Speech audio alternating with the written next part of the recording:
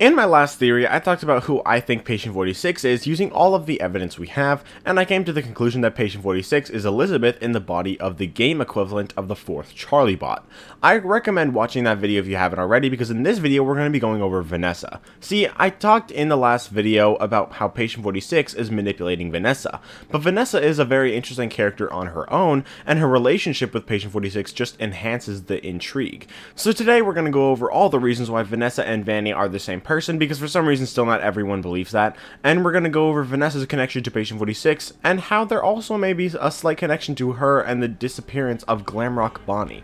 So without further ado, I hope you guys enjoy the video, and let's get started. Make me a hero, someone to turn to and rely on their will to win. Make me a hero who puts up a fight both day and night. Oh.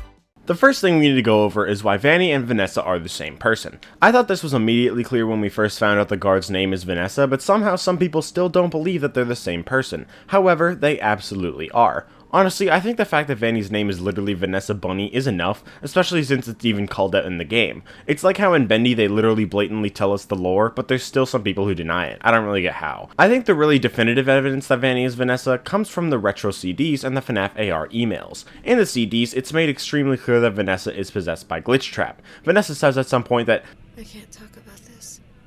He said he would always be watching. He could be here, or there, or anywhere in between."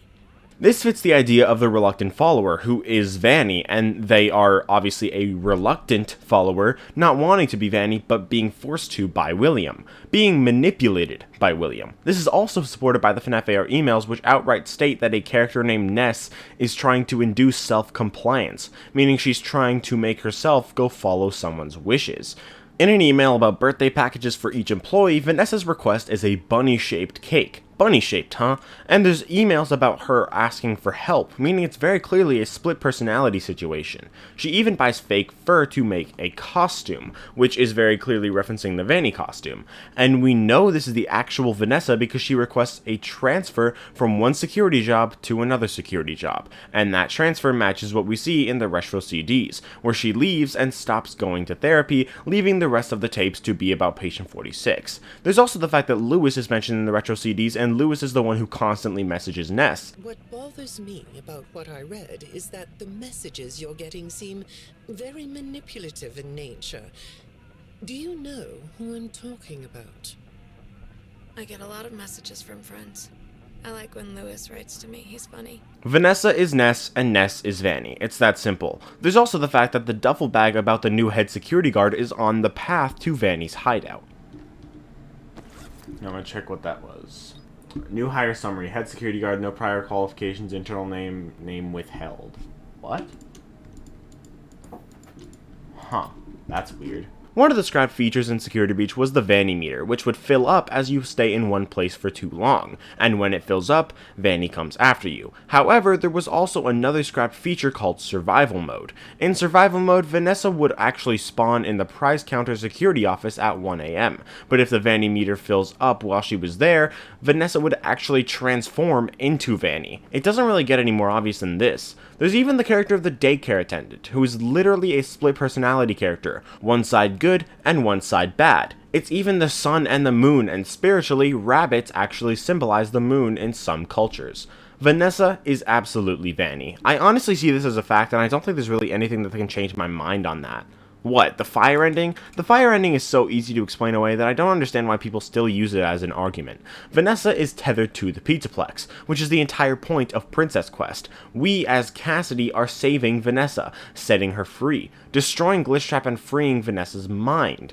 In the fire ending, Vanessa has not been freed of Glitch Trap, so her spirit is trapped at the Pizzaplex. Also, if Vanessa was alive at that point, why would she go up? She wasn't on the roof while Gregory was up there, so that means that she was either Vanny or she went up there. The fire had already been started by the fact that Gregory went up onto the roof, meaning Vanessa would have had to walk up to the roof while the building was on fire. Why the hell would she go up while the building was in flames? She would go down to get out of the freaking burning building. Some also argue that she doesn't look like a spirit, but the thing about that is that spirits don't literally appear gray like we see in the minigames. That's just to symbolize that they're dead. In reality, spirits look like regular humans, and this is shown by the fourth closet. So yeah, the Vanessa on the roof in the fire ending is a spirit, and Vanny and Vanessa are the same person.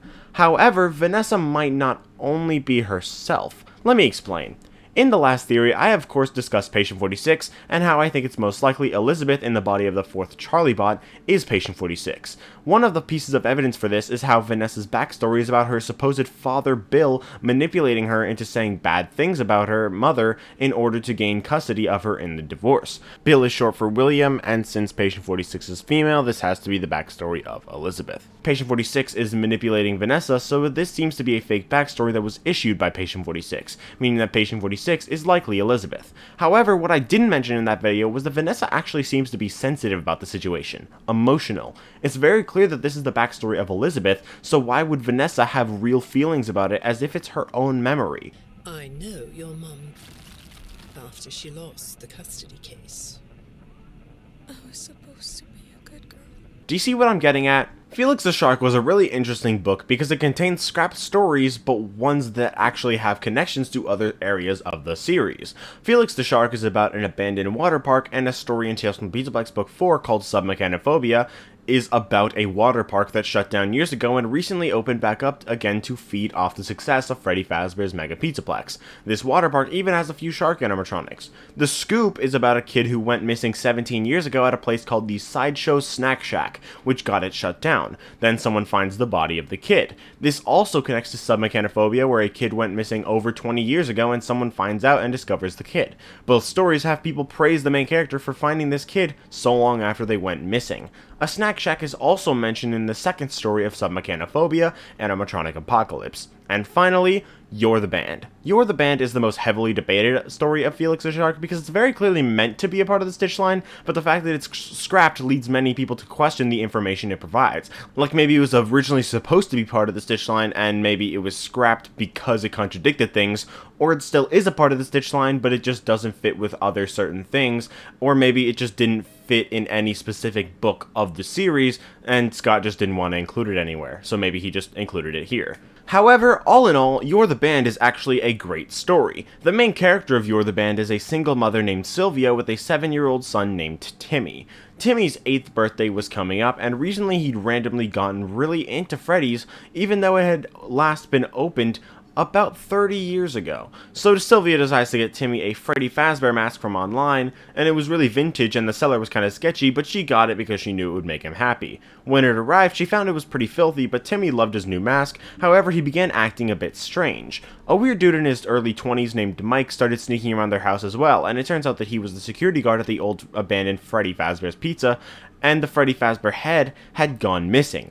A weird shadow monster brings Timmy back to Freddy's, and Sylvia and Mike work together to save him. There's a really cool scene where the puppet shows up and stuff, Freddy gets his head back, and Timmy goes back to normal, and it's a happy ending. Now I know that's a bit vague, but that's the basic premise, but what I didn't really explain is what I meant by Timmy acting strange. Basically, he starts telling his mom that he was there with the missing children in the safe room when they were murdered. Sylvia knows this can't be true because she's only 8 and the incident was 30 years ago, but Timmy knows certain details that he can't possibly have known. He also started liking things that he never liked before and started disliking things that he did like before. Timmy normally said that canned pasta is gross, meaning Timmy is unlikable, but after getting the mask, he claims to like spaghetti wheels. He asks for strawberry ice cream, but Timmy hates strawberry ice cream. He also gets more aggressive. While eating dinner, Timmy's grandpa came over with a knife to help him cut his steak, and Timmy literally tackled him to the ground thinking his grandpa was gonna hurt him.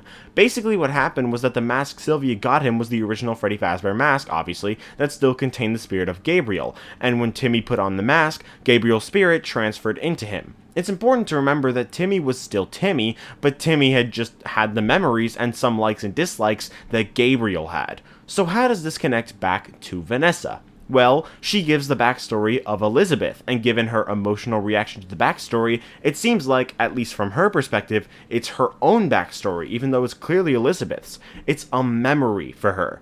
But not only that, one of the things that Vanessa claims to not like is something that we are actually shown that she does like, or at least she doesn't care about. Curse of Dreadbear's ending was amazing, as it introduced us to Vanny in a very interesting way, and through an actual difficult and genuinely scary level of the game, Corn Maze. Once we get all 4 main keys and the glitchy key, we can unlock a cellar door where we find Vanny's mask. This cellar is really dark and we can't really see anything without the flashlight. We put on the mask and Vanessa calms down. She's happy where she is. Obviously that's because she's at peace with the mask, but you'd think that if the scenery was something she didn't like, she wouldn't exactly be at peace here. Why would her mask even be here in the first place if she hated the area that she was in? Because Vanny is completely fine with dark basements. But what does she say in the CDs? I don't like dark basements. Vanessa regularly is cool with dark basements, but you know who isn't? Maybe someone who was trapped in a dark basement for about 14 years, trying for all those years to escape and to get out into the real world. Elizabeth hates dark basements, and Vanessa is fine with them. Vanessa uses the backstory of Elizabeth, and suddenly she doesn't like dark basements while previously being fine with them. I think you understand where I'm going here. Not only is Elizabeth patient 46, but a fragment of her soul is also in Vanessa, influencing her actions. How? I'm not quite sure, but there's also a possibility that Elizabeth is trapped in the Charlie Bot body, and because of that, some of her actions are restricted. She has the trauma of Charlie, but also memories that she doesn't care for. Maybe she feels limited by the body, so she wants another body, so a piece of her soul is in Vanessa so that she can have a little bit more freedom. She can tell her what to do. It'll make it easier for her to manipulate her. It could be that the way Elizabeth actually gave a piece of her soul to Vanessa was through the interaction that we hear about in the CDs. But anyway, that's just speculation. I don't really know. But that's all. Vanessa is Vanny, but she's also possessed by a piece of Elizabeth Afton's soul. So now, how does this all tie back to Glamrock Bonnie? Well, none of what we actually just talked about ties back to Glamrock Bonnie, but Glamrock Bonnie's disappearance might be related to Vanessa as a character. Because of the Tales from the Beats Black's epilogues, the idea of Glamrock Bonnie being the endoskeleton of Burntrap can no longer be true. So now, what could have happened to Glamrock Bonnie if not that? I think it's accepted among most of the community that Monty wants to be the leader of the gang, given the final level of Monty Golf having Freddy in the garbage can with Monty center stage. So he destroyed Bonnie, most likely to make his way up into the band. And also Bonnie was last seen at Monty Golf, so that probably means that Monty destroyed him. But is that really all that happened? No, there's no way. Bonnie's made such a big deal in Security Breach that I feel like he has to be more than just a character who was destroyed and that's it.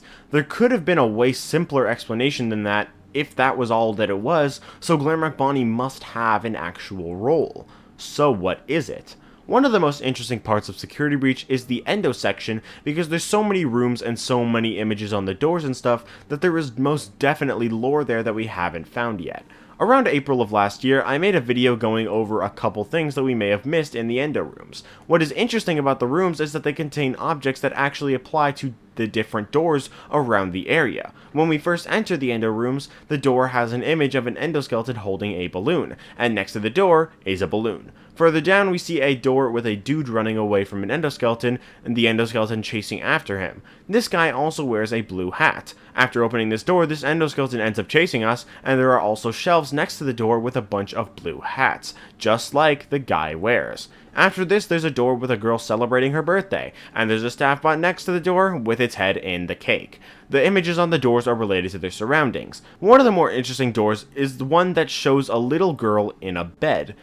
Freddy, come here. You dick, what the hell? Again? Why do you come out of the ceiling right here? However, this bed is actually the FNaF 4 bed, and this little girl is Cassidy. Some people take this as evidence that Cassidy is the bite victim, which is possible, but there's also an X on the door. Of course, this X has an actual purpose in universe, but some take it as the game trying to tell us that Cassidy is not the bite victim. However, what's almost more interesting is the fact that there is actually a large gash in the image. Taking into account the fact that the wall images and the surroundings are connected, it makes it more interesting that inside this room, there are claw marks. There is also a plushie in here of Nightmare Yon, and Cassidy is in the FNaF 4 bed where the nightmares take place. It really seems like there was something in this room. While yes, there is an endoskeleton in this room, this is just a regular endoskeleton. It doesn't have claws. Monty has claws to play the bass, and since he replaced Bonnie as the bass player, Bonnie has claws. This endo doesn't, meaning that this endo isn't responsible for the claw marks.